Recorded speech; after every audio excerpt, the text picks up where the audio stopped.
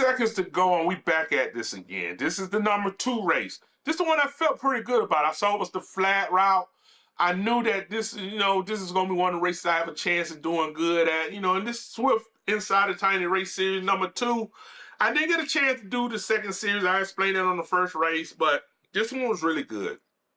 And we're down, and I started to wind it up, but I noticed that I don't need to go super crazy on the wind up on this. I just need to stay with that front pack. So 2, 1, and we're off. And I come out the gates with them, and I think I got up to like 1,000 watts. And then I just kind of let it back off and just started to stay around 500, 600 so nobody left me. So I'm trying to ride with them on that. And you can see we're doing pretty good. I'm doing pretty good. And we're catching up, and I'm staying in the pack with them. Now, the flat routes are something special for me because flat routes allow me to stay with a pack. It allows me to keep a certain amount of speed up. And as you see, as we come down off of this is a flat route. And for me, I'm doing pretty good. I feel great about myself. My legs are in good shape. It's a down slope, so I'm automatically gonna pull off everybody, which was actually kind of great because after you get past that, you come up on the street. Once you get to the street, there's a slight incline up to, I think, a 3%.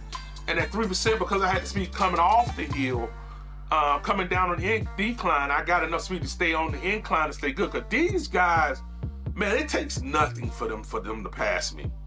There's no thing. And I'm not trying to run them. I really want to be in the pack. I'm just not trying to. I'm trying to stay at my comfort level so that I can stay in the pack, but I'm not pushing myself too hard.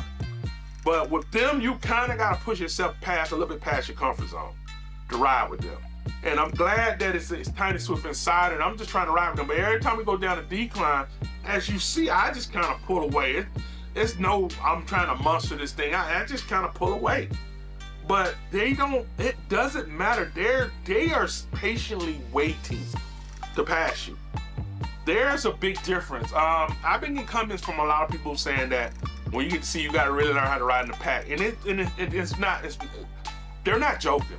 Everybody I've been putting out there, now I did ask a question in my group, and I think I put it out there before.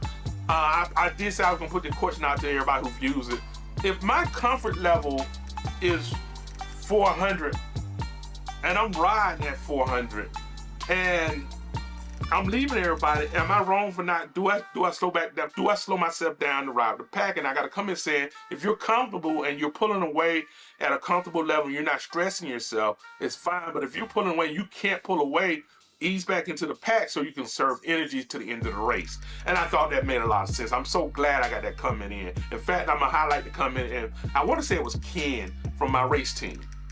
And so, as we're riding, I'm coming up on the tunnel, and we're riding on a flat, and I'm out front with them for most of this whole race. And it's because it's a flat. It's nothing for me to stay with them, even though I'm probably weighing more than 100 kilos heavier than everybody around me. I'm just being honest. And I'm out in front with this pack because it's a flat. It's not a climb. These are small climbs, so my speed can stay constant. I stay up constant 26 miles an hour, which is pretty fast, and I just stay right there in that area for most of this race. I'm not trying to, like I said, I'm not trying to outrun them or nothing on this. I'm just trying to ride this race. I just feel good about this race. I feel comfortable in this race. I understand this race. This race was pretty good for me. I felt great, and I thought in my head, if I can finish, I'm just feeling it. I said, if I can finish in the top 25, it is very big accomplishment for me, coming from 77. Now, I don't know what the next race is, but I'm gonna tell you from the comments that I was getting from everybody in there, the next race was a death nail race. And I'm gonna let y'all know up front now, I did not do the 4th race on here. It wasn't because I didn't qualify. It wasn't because I didn't want to do it. It was because I didn't finish the 3rd race in time. I guess that's what happened. I don't know. It would not let me go into the 3rd. I had a minute left, and it just would not let me go into that 3rd race. It just wouldn't let me. I mean, that 4th race. It wouldn't let me into the 4th race. There was nothing I could do. I really want to get all 4 of these in, at least let me get all 4 of these in, but it would not let me get. And I'm not gonna complain. I figured it was gonna be a beat down there because I was going into that race with almost no rest. So when it came time to go, all it did was show me the Zwift Insider chat ride. It wouldn't even let me go inside that race, so I'm not even gonna complain about it. I tried, but it wouldn't let me. I enjoyed this ride. This was one of the rides where you ride and you really do enjoy, and I enjoyed this ride. I was thinking that maybe I could pull this thing off at one point in my head, but I knew there was an incline coming. I'm looking at the I focused on this map more than anything in the world, 'cause I knew that this incline was coming. And when this incline them folks passed, it's a 3. I think, did it get up to 4? No, it stayed at 3. And I kind of stayed with it, but man, they started passing me like I was standing still, man. Look at them. It's a 3%. I'm putting out 500 watts. I'm at 102 pedals, 103 pedals. And the whole group passes me. The whole group.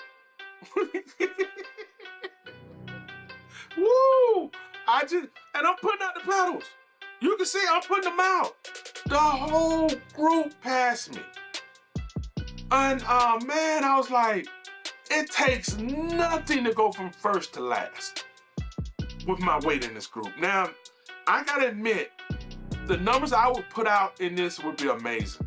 The thing is, when you ride Tiny Zwift Insiders, it's like riding the Tiny Zwift Insiders when I'm riding Category D. Category D allows me, the races are small enough. They're not long enough so it messes with the 20-minute timeout.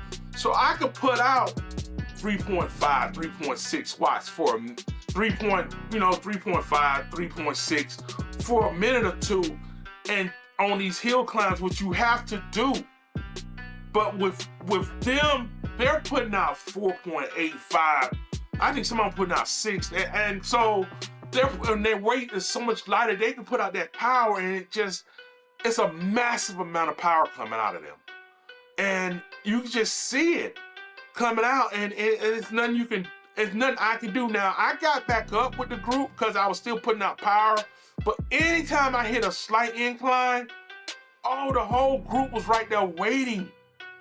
The whole group was there. And I'm looking at BB, and I'm looking at even BB putting out, man, he's putting out 4, and because of my weight, and I'm hitting the pedals, I'm getting close to 4 to stay with these guys. I'm trying to stay with them. But anytime I hit an incline, it was just like, okay, cool. And I would get back out and run with them in front. And it's because I was thinking another hill was coming, so I see the hill coming, so I'm trying to prepare myself before the hill. We're close to the end, so it doesn't really matter as much. So I'm doing really good with these guys. That's what I feel. And they are just, oh man, I caught the idea that they was taking off a little too late. And you see I'm putting out the pedals. Another thing that's the difference to me is I can't stand up on my bike yet. Can you imagine the numbers I could put out if I could stand? But I come through there and I'm 17. I'm excited with that.